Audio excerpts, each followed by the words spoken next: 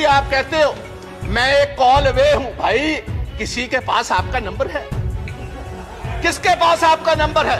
आप क्यों नहीं इन किसान जथेबंदियों को, ये मेंबर्स ऑफ पार्लियामेंट, इनको साथ लेकर चलिए, हम चलते हैं आपके साथ। आओ आपके जय जयकार के वहां नारे चीर देंदे ने पहाड़ हुंदा जिन्हां नूं जनून, रह के मंजिलां तो दूर किथे मिलदा है सुकून।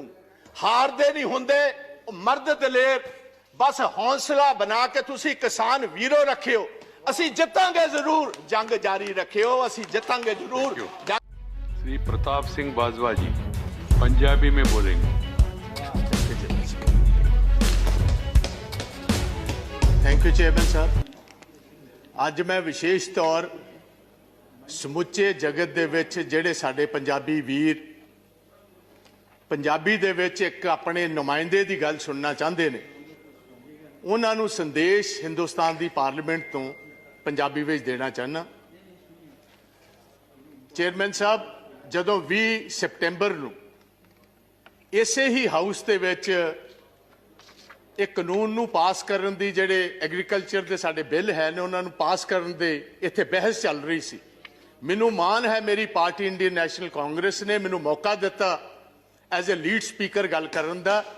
ਮੈਂ ਉਸ ਟਾਈਮ ਵੀ ਇਹ ਗੱਲ ਦਾ ਜ਼ਿਕਰ ਕੀਤਾ ਸੀ ਕਿ ਜਿਹੜੇ ਬਿੱਲ ਨੇ ਇਹ ਕਿਸਾਨਾਂ ਦੇ ਡੈਥ ਦੇ ਵਾਰੰਟਸ ਨੇ, ਤੇ ਕੋਈ ਵੀ ਜਿਹੜਾ ਹਿੰਦੁਸਤਾਨ 'ਚ ਰਹਿਣ ਵਾਲਾ ਮੇਰਾ ਵੀਰ ਹੈ ਉਹ ਕਿਸਾਨਾਂ ਦੇ ਡੈਥ ਵਾਰੰਟਾਂ ਤੇ ਦਸਤਖਤ ਨਹੀਂ ਕਰੇਗਾ। ਤੁਸੀਂ ਵੇਖੋ, ਤੁਸੀਂ ਉਦੋਂ ਗੱਲ ਨਹੀਂ ਮੰਨੀ, ਸਾਡਾ ਹੱਕ ਸੀ, ਸਾਰੀ ਓਪੋਜੀਸ਼ਨ ਮੰਗਦੀ ਸੀ ਕਿ ਬੁਨਿਆਦੀ ਹੱਕ ਜਿਹੜਾ ਕਨਸਟੀਟਿਊਸ਼ਨ ਨੇ ਦਿੱਤਾ ਸਾਨੂੰ ਡਿਵੀਜ਼ਨ ਦਾ, ਇੱਥੇ VOTING ਕਰਾਈ ਜਾਏ। ਤੁਹਾਡੀ ਉਸ ਟਾਈਮ ਵੀ ਜਿਹੜੀ ਸਰਕਾਰ ਦੀ ਮਨਸ਼ਾ ਸੀ ਉਹ ਸਹੀ ਨਹੀਂ ਸੀ।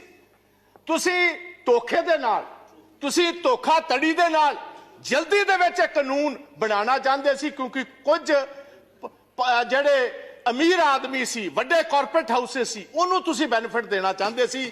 ਤੁਸੀਂ ਕਾਹਲੇ ਸੀ। ਕੋਰੋਨਾ ਦੇ ਵਿੱਚ ਮੈਨੂੰ ਹੈਰਾਨੀ ਹੈ, ਸਾਰੀ ਦੁਨੀਆ ਜੂਝ ਰਹੀ ਹੈ ਕੋਰੋਨਾ ਦੇ ਨਾਲ, ਸਾਡਾ ਦੇਸ਼ ਜੂਝ ਰਿਹਾ ਕੋਰੋਨਾ ਨਾਲ। 2 ਵਕਤ ਦੀ ਰੋਟੀ ਗਰੀਬ ਲੋਕਾਂ ਨੂੰ ਨਹੀਂ ਮਿਲ ਰਹੀ। ਸਾਡੀ ਮਾਈਗ੍ਰੈਂਟ ਲੇਬਰ ਵਿਚਾਰੀ ਪੈਦਲ ਸਾਈਕਲਾਂ ਤੇ ਬਿਹਾਰ, ਉੱਤਰਾਖੰਡ, यूपी वाल जा रही है। गवर्नमेंट को कोई प्रबंध नहीं उन्होंने वापस कर लेंदा। उस टाइम एक चोर दरवाजे के जरिए, बैकडोर के जरिए ऑर्डिनेंसां दे रूप दे विच ये लैके आए। ये मैनू पहले दसे सरकार ये ऑर्डिनेंसेस लियाउण दी लोड़ की सी।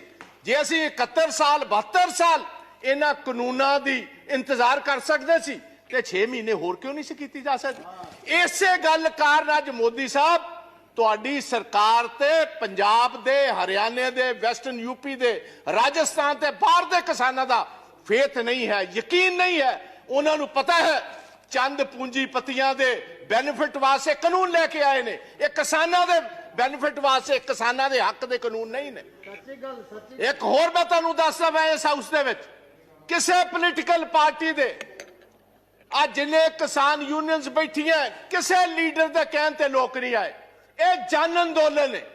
ਹਰ ਘਰ ਦੇ ਵਿੱਚ ਆਪਣੇ ਆਪ ਲੋਕਾਂ ਨੇ ਆਪਣੇ ਟਰੈਕਟਰਾਂ ਵਿੱਚ ਡੀਜ਼ਲ ਪਾਇਆ।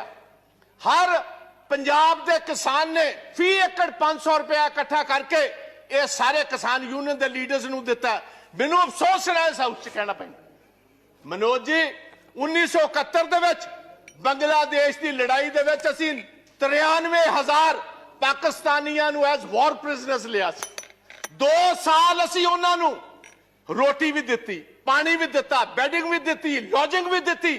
ਅੱਜ ਅਸੀਂ ਆਪਣੇ ਕਿਸਾਨ ਵੀਰਾਂ ਨੂੰ ਬਿਜਲੀ ਕੱਟ ਦਿੱਤੀ, ਅੱਜ ਅਸੀਂ ਇੰਟਰਨੈਟ ਕੱਟ ਦਿੱਤਾ, ਅਸੀਂ ਅੱਜ ਉਹਨਾਂ ਤੋਂ ਪਾਣੀ ਕੱਟ ਦਿੱਤਾ, ਅਸੀਂ ਉੱਥੇ ਦੁਬਾਰਾ ਬਾਰਬਡ ਵਾਇਰਸ ਐ ਲਗਾ ਦਿੱਤੀਆਂ ਜਿਸ ਤਰ੍ਹਾਂ 1960 ਦੇ ਵਿੱਚ ਬਰਲਿਨ ਵਾਰ ਬਣਾਈ ਜਾ ਰਹੀ ਹੈ, ਇੱਕ ਵਾਰ ਪ੍ਰਿਜ਼ਨ ਬਣਾਇਆ ਜਾ ਰਿਹਾ।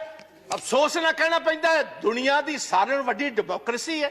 ਇਹ ਚੀਜ਼ਾਂ ਅਫਗਾਨਿਸਤਾਨ ਵਿੱਚ ਵੇਖੀਆਂ ਸੀ, ਇਹ ਚੀਜ਼ਾਂ ਇਰਾਕ ਦੇ ਵਿੱਚ ਸਦਾਮ ਹੁਸੈਨ ਦੇ ਵੇਲੇ ਵੇਖੀਆਂ ਸੀ, ਇਹ ਲਿਬੀਆ ਦੇ ਵਿੱਚ ਕਰਨਲ ਗਦਾਫੀ ਵੇਲੇ ਵੇਖੀਆਂ ਸੀ, ਇਹ ਯੂਗੈਂਡਾ ਦੇ ਵਿੱਚ ਇਦੀ ਮੀਨ ਵੇਲੇ ਵੇਖੀਆਂ ਸੀ, ਇਹ ਮਹਾਤਮਾ ਗਾਂਧੀ ਦੇ ਦੇਸ਼ 'ਚ ਕਦੀ ਕਿਸੇ ਨੇ ਸੁਪਨੇ ਵਿੱਚ ਵੀ ਨਹੀਂ ਵੇਖੀਆਂ ਜੋ ਸਾਡੇ ਕਿਸਾਨ ਵੀਰਾਂ ਨਾਲ ਇਹ ਹੋ ਰਿਹਾ। ਸਾਡੀਆਂ ਮਾਤਾਵਾਂ, ਸਾਡੀਆਂ ਭੈਣਾਂ, ਸਾਡੇ ਬੱਚਿਆਂ ਸਮੇਤ ਅੱਜ ਦਿੱਲੀ ਦੇ ਬਾਰਡਰਾਂ ਤੇ ਬੈਠੀਆਂ ਨੇ। ਤੁਸੀਂ ਉੱਥੇ ਉਹ ਰੂਪ ਦਿੱਤਾ ਜਿਸ ਤਰ੍ਹਾਂ ਕਨਸੈਂਟਰੇਸ਼ਨ ਕੈਂਪਸ ਨੂੰ ਦੇਣਾ ਹੁੰਦਾ। ਕੱਲ 12 ਪਾਰਟੀਆਂ ਦੇ ਲੀਡਰ गाजीपुर गए, पुलिस ने अंदर नहीं जान देते। किस किस्म दी democracy Hindustan. Parliament session in operation होए, तुसी पार्लियामेंट लीडर्स ਨੂੰ ਉੱਥੇ ਜਾਣ ਦੀ ਇਜਾਜ਼ਤ ਨਾ ਦਿਓ, ਇਹਨੂੰ ਅਸੀਂ ਡੈਮੋਕ੍ਰੇਸੀ ਕਹਿੰਦੇ। ਤੁਸੀਂ ਕਹਿੰਦੇ ਹੋ ਸਾਡੇ ਤੇ ਵਿਸ਼ਵਾਸ ਕਰੋ। ਮੈਂ ਤੁਹਾਨੂੰ ਇੱਕ ਸਵਾਲ ਪੁੱਛਣਾ ਚਾਹੁੰਦਾ ਚੇਅਰਮੈਨ ਸਾਹਿਬ, ਤੁਹਾਡੇ ਜ਼ਰੀਏ ਸਰਕਾਰ ਨੂੰ। ਤੁਹਾਡੇ ਐਗਰੀਕਲਚਰ ਮੰਤਰੀ ਜੀ ਨੇ ਇਹ ਗੱਲ ਕਹੀ ਹੈ 1.5 ਸਾਲ ਵਾਸਤੇ ਅਸੀਂ ਇਹ ਕਾਨੂੰਨ ਰਾਖਵੇਂ ਰੱਖ ਦੇਣੇ ਆ, ਇਹਨੇ ਬਾਇਸ 'ਚ ਰੱਖ ਦੇਣੇ ਆ। ਮੈਨੂੰ ਇਸ ਗੱਲ ਦਾ ਫਰਕ ਦੱਸੋ, वापस लेने दे विच ते राखवे रखने च फर्क की है? मैं टेक्निकली ये बात पूछता हूं, अगर आप ये कानून को इन एम्बेंस रखते हो उसका मतलब 1.5 साल के लिए ये कानून वापस हो गए। अगर ये वापस हो गए तो भैया क्या आप अकेला बूझ का सवाल बनाए बैठे हो कि किसान माफी मांगेगा तब हम मानेंगे? आप ये बात कहने को तैयार हो हम अपने इन कानून में तरमीम करने को तैयार है? असि तरमीम करने तैयार हो, मतलब है कानूना विच वड्डी कमी है। आपने खुद कबूल किया इसमें बहुत सारी कमी है। अगर कमी है तो वापस क्यों नहीं लेते? और मैं मोदी जी को यह गुजारिश करूंगा, मोदी साहब तुहाडी कांग्रेस के नाल ते कोई अदावत हो सकती है, तुहाडी ओपोजिशन पार्टियां नाल अदावत हो सकती है। हिंदुस्तान का किसान ते ओह जिन्हें तुहानू वोटां पा के कामयाब किया, तुहाडी ओहदे नाल की अदावत है?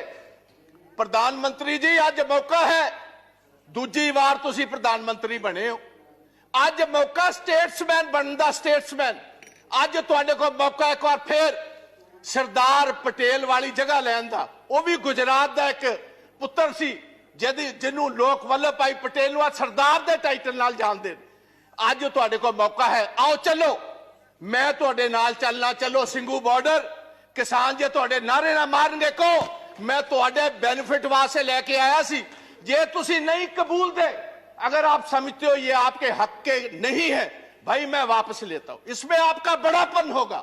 दरिया दिली जो लीडर होता है वो उसका सीना भी उतना बड़ा होना चाहिए, दरिया दिल होना चाहिए उसको। दरिया दिली दिखाइए। आज आपको स्टेट्समैन बनने की जरूरत है, प्रधानमंत्री तो आप सेकंड टाइम बन गए। आज सारा देश इंतजार करता है कि मोदी साहब कब आएंगे। वो तोमर साहब की बात पर यकीन नहीं करते। क्यों नहीं करते? क्योंकि जिस ढंग से आप ये कानून लेकर आए हो, जिस ढंग से आपने इस पार्लियामेंट को, जो हिंदुस्तान की सबसे, मैं समझता हूं एक सबसे बड़ा फेथ है जिस हाउस पर, वहां हमारा जमहूरी हक नहीं दिया, आपने तो डिवीजन नहीं कराई। उसका मतलब था आपको जल्दी कौन सी बात की? आप मैं अपने पंजाब स्टेट की गल करना जहां साहब, स्टैट्यूटरी बॉडी है तुहाडी जीएसटी, पिछले 10 महीनों का 8000 करोड़ रुपया पंजाब का इन्होंने नहीं दिता। तुहाडा फेथ असी किस तरह करिए, तुहाडा यकीन असी किस तरह करिए? रूरल डेवलपमेंट फंड पंजाब का RDF जो बुनियादी, क्योंकि जो फसल पंजाब की एजेंसी खरीदती है फूड कॉर्पोरेशन ऑफ इंडिया, हम क्योंकि अपने किसान को टैक्स नहीं करते, असी अपने किसान को टैक्स नहीं करते। ये लेवी जिहड़ी है स्टैट्यूटरी है गवर्नमेंट को देनी बनती है, साडा 3% तो घटा के 1% कर दिता। तुसी कहंदे हो पंजाब दे लोग तुहाडे ते फेथ कर, किस तरह फेथ कर? तुसी दुश्मनां वाला काम साडे नाल कर रहे हो। मैं एक होर कहना चाहना इस हाउस दे विच, ये नवी हिस्ट्री नहीं, गुलाम नबी आजाद साहब ने बहुत खूबसूरत ढंग नाल दस्सिया सी अंग्रेजां दे खिलाफ, ब्रिटिश गवर्नमेंट के खिलाफ। देवगौड़ा जी 6-7 बड़ी मूवमेंट हुई एग्रीकल्चर, जिसको लीड महात्मा गांधी वल्लभ भाई पाटिल साहब करते रहे, और सभी जगह पर ब्रिटिश को अपना पैर पीछे खींचना पड़ा और जिम्मेदारों की बात माननी पड़ी। तो ये मैं गुजारिश करता हूं, पगड़ी संभाल जट्टा। आज से 100 साल पहले शहीद आजम भगत सिंह के ताया और उनके पिता ने यह आंदोलन शुरू किया था, और हमारे दीपेंद्र सिंह हुड्डा जो बैठे हैं, इनके ग्रेट ग्रैंडफादर, वो भी इस मूवमेंट में साथ है, चौधरी बाथूराम जी। उस मूवमेंट में भी 3 कानून ही आए थे, जैसे अब 3 लेकर आए। 9 महीने मूवमेंट चली और अंग्रेजों को भी अपने घुटने टेकने पड़े, गोडे टेकने पे। मैं इस पवित्र सदन के विचों कहना चाहना, यही जिक्र सा सुखदेव सिंह ढींडसा ने किया। लाल किले दे उत्ते जो कुछ होया 26 जनवरी नूं, सानू बड़ा अफसोस, सानू बड़ा दुख है। As a Punjabi, as a Sikh, I condemn that whole incident what happened. सानू तुसी नैशनैलिटी ना सिखाओ। नेशनलिज्म साडा हर एक बच्चा हर महीने नेशनल फ्लैग में लिपटकर हर महीने पंजाब और हरियाणा का आता है। आप हमें नेशनलिज्म सिखाएंगे भाई? आप उनको खालिस्तानी कह रहे हो जो लाल किले की, क्योंकि बहुत सारे लोग हिस्ट्री नहीं जानते। हमारे 9वें गुरु तेग बहादुर महाराज, गुरु तेग बहादुर जी ने किसके लिए शहादत दी थी? उन्होंने शहादत दी कश्मीरी ब्राह्मण्स के लिए। कश्मीरी ब्राह्मण पंजाब में गुरु तेग बहादुर जी के पास आए कि औरंगजेब हर रोज जनायु उतारता है, तलवार के ताकत के साथ वो हमें कन्वर्ट करता है, हमारे धर्म को तब्दील करता है। आप इन पिटीशन हमारे साथ कीजिए। जैसे कोई वकील लेकर जाता है, वो इन पिटीशन लेकर औरंगजेब के पास आए और औरंगजेब ने इसी लाल किले से, जिसका आप जिक्र करते हो, इसी लाल किले से ये कहा जो पिटीशन लेकर आए इसका सर कलम कर दिया जाए। वहां उनकी शहादत हुई और उनकी शहादत की याद में जो शीशगंज साहब, शीश कहते हैं गले को, उनकी याद में शीशगंज साहब गुरुद्वारा जो खड़ा है वो हमारे हिंदू ब्राह्मण कश्मीरियों की वजह से यह शहादत हुई। और आप हमें खालिस्तानी कहते हो? मेरे अपने पिता जो फॉर्मर मिनिस्टर थे, 5 लोगों के साथ पंजाब में 1987 में उनकी शहादत हुई।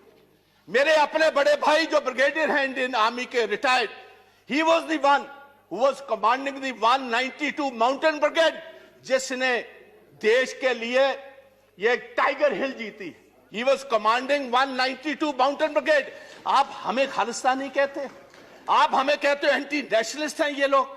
और मैं ये चाहूंगा on the floor of the house, I demand कि इधर एक सुप्रीम कोर्ट का सिटिंग जज टाइम बाउंड एक इंक्वायरी करे 2 महीने में, ये बताए वो कौन सी ताकतें हैं जिन्होंने, क्योंकि ये जितनी किसान जथेबंदियां हैं इनको टाइम दिया गया था 10 बजे सभी स्टार्ट होंगी दिल्ली के इर्द गिर्द जलूस जो एक पुलिस के साथ, और 8 बजे कुछ शरारती एलिमेंट्स को यह इशारा कर दिया गया कि जो आपको दिया हुआ रूट है उस पर चलने की जरूरत नहीं, आप तोड़ो इस रूट को, बैरिकेडिंग तोड़ो, सीधी आईटीओ पर पहुंचो। आईटीओ से लाल किला तो बहुत सारों ने देखा ही नहीं था।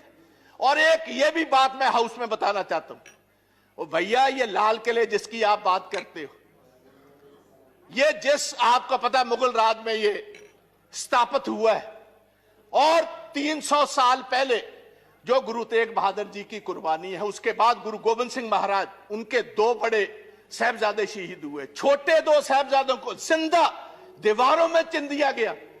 अगर गुरु गोविंद ना होते इस देश की एक शक्ल ही और होती। आप हमें कह रहे हो, किसी को गद्दार कह रहे हो, किसी को आप एंटी नेशनल कह रहे हो। पहले सोचना, और ऐसा मैं गुजारिश करना चाहूंगा गवर्नमेंट, ऐसा काम मत करो। दुश्मन हमारे बहुत है, जो हमारी फॉरेन पॉलिसीज हैं। आप पाकिस्तान को तो छोड़ ही दीजिए भाई, सारा अरब वर्ल्ड आपके खिलाफ, चाइना आपके खिलाफ, रशिया आपके उल्ट चल रहा है। जाकर आपने वोट ट्रंप की मांगी, बाइडेन आपके खिलाफ। वो आपके साथ भाई कौन है? अगर कुछ आपके साथ नेशनलिस्ट हो गए, आप उनको भी तोड़ना चाहते हो, उनको भी डराना चाहते हो, उनको भी धमकाना चाहते हो, ये कभी नहीं चलेगा। और पंजाबी और सिख विशेष तौर प्यार से तो बात आपकी मान सकते, डर से, डरावे से, बंदूक से, तोप से ये डरने वाली कौमें नहीं। इन्होंने तो सारी हिस्ट्री ही शहादत की है। तो मेरी गुजारिश है, ये ब्लैक लॉज वापस लीजिए, ये काले कानून वापस लीजिए। प्रधानमंत्री जी आप कहते हो मैं एक कॉल अवे हूं, भाई किसी के पास आपका नंबर है? किसके पास आपका नंबर है? आप क्यों नहीं इन किसान जथेबंदियों को, ये मेंबर्स ऑफ पार्लियामेंट, इनको साथ लेकर चलिए, हम चलते हैं आपके साथ। आओ आपके जय जयकार के वहां नारे लगवाएंगे। आप इन कानूनों को वापस लीजिए। आप 1.5 साल के बाद नए कानून लाइए, सिलेक्ट कमेटी में भेजिए। जितने स्टेक होल्डर्स हैं, किसान जथेबंदियां हैं, किसान हैं, मेंबर्स ऑफ पार्लियामेंट हैं, चीफ मिनिस्टर हैं, हमारे एग्रीकल्चर साइंटिस्ट हैं, उनको कहिए खेती के लिए, किसानों के लिए कौन सी सबसे बेहतरीन कानून है। कॉर्पोरेट्स के लिए नहीं, कॉर्पोरेट्स को हम बेनिफिट नहीं देंगे। हम किसानों के बेनिफिट के लिए कानून लाओ, हम आगे होकर आपकी मदद करेंगे। आओ एक नई इतिहास की सृजना करें। मैं इतना ही कहता हुआ एक Sir, last minute, just a thank minute. You Just a minute. धन्यवाद प्लीज प्लीज बाजवा जी एक बस मैंने किसानों के लिए, पंजाब के किसानों के लिए एक छोटी सी कविता लिखी है, वो पढ़कर इजाजत ले लूंगा। कहते ने चीर देंदे ने पहाड़ हुंदा जिन्हां नूं जनून, रह के मंजिलां तो दूर किथे मिलदा है सकून, हारदे नहीं हुंदे मर्द दलेर, बस हौसला बना के तुसी किसान वीरो रखियो, ਅਸੀਂ ਜਿੱਤਾਂਗੇ ਜ਼ਰੂਰ, ਜੰਗ ਜਾਰੀ ਰੱਖਿਓ, ਅਸੀਂ ਜਿੱਤਾਂਗੇ ਜ਼ਰੂਰ, ਜੰਗ ਜਾਰੀ ਰੱਖਿਓ। ਜੈ ਹਿੰਦ, ਜੈ ਜਵਾਨ, ਜੈ ਕਿਸਾਨ ਤੇ ਵਾਹਿਗੁਰੂ ਜੀ ਕਾ धन्यवाद ਖਾਲਸਾ, ਵਾਹਿਗੁਰੂ ਜੀ ਕੀ ਫਤਿਹ। प्रताप सिंह बाजवा जी ਤੁਸੀਂ ਆਪਣੀ ਭਾਸ਼ਾ ਵਿੱਚ ਬੋਲਿਆ ਧੰਨਵਾਦ। your language our language